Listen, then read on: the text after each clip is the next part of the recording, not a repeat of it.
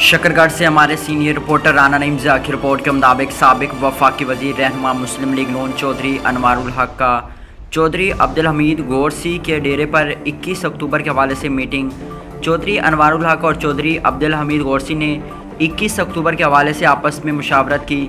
सियासी मुशावरती इजलास में चौधरी रज़ा एडवोकेट, सदर private schools association Chaudhary Rashid Jajwana, Chaudhary Shabbir Ambral, Chaudhary Iqbal Jajwana, Idris Bhatti और चौधरी अली हमीद गोरसी शामिल थे।